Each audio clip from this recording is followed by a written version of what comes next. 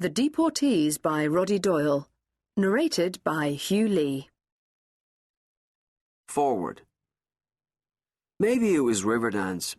A bootleg video did the rounds of the rooms and the shanties of Lagos and moved to froth by the sight of that long straight line of Irish and Irish-American legs, tap, tap, tap, tappy, tap. Thousands of Nigerians packed the bags and came to Ireland. Please, teach us how to do that.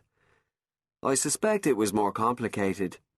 It was about jobs and the EU and infrastructure and wise decisions and accident. It was about education and energy and words like tax and incentive and what happens when they are put beside each other.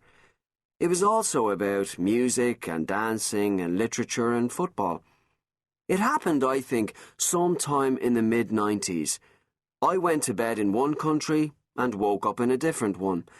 That was how it felt for a while. It took getting used to. I'd written a novel, The Van, in 1990, about an unemployed plasterer.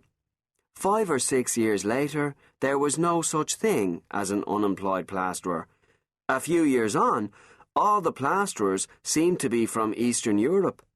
In 1994 and 1995, I wrote The Woman Who Walked Into Doors. It was narrated by a woman called Paula Spencer, who earned her money cleaning offices. She went to work with other working-class women like herself. 10 years later, I wrote Paula Spencer. Paula was still cleaning offices, but now she went to work alone, and the other cleaners were men from Romania and Nigeria. In 1986, I wrote The Commitments. In that book, the main character, a young man called Jimmy Rabbit, delivers a line that became quite famous. The Irish are the niggers of Europe. 20 years on, there are thousands of Africans living in Ireland, and if I was writing that book today, I wouldn't use that line. It wouldn't actually occur to me, because Ireland has become one of the wealthiest countries in Europe, and the line would make no sense. In April 2000, 2 Nigerian journalists living in Dublin, Abel Ugba and Chinedu Onyeyelam, started publishing a multicultural paper called Metro Eireann. I read an article about these men in the Irish Times and decided that I'd like to meet them. 3 or 4 years into our new national prosperity, I was already reading and hearing elegies to the simpler times before we became so materialistic. The happy days when more people left Ireland than were born here.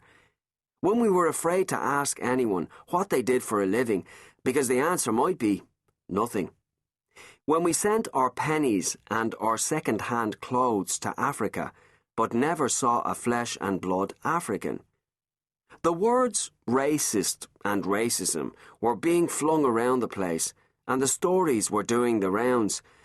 An African woman got a brand new buggy from the social welfare and left it at the bus stop because she couldn't be bothered carrying it onto the bus, and she knew she could get a new one.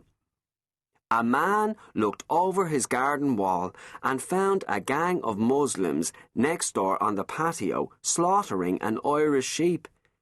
A Polish woman rented a flat, and before the landlord had time to bank the deposit, she turned it into a brothel, herself and her 7 sisters and their cousin, the pimp. I heard those 3 and more from taxi drivers. I thought I'd like to make up a few of my own.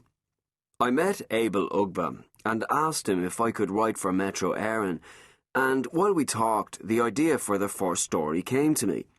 An Irishman's daughter brings home a Nigerian boyfriend, enough to get me going.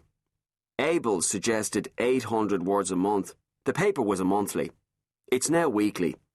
I had the title, Guess Who's Coming for the Dinner, before I got home. Since then, I've completed 8 stories. There's a love story, a horror story, a sequel, sort of, to The Commitments. Almost all of them have one thing in common. Someone born in Ireland meets someone who has come to live here. The love and the horror, excitement and exploitation, friendship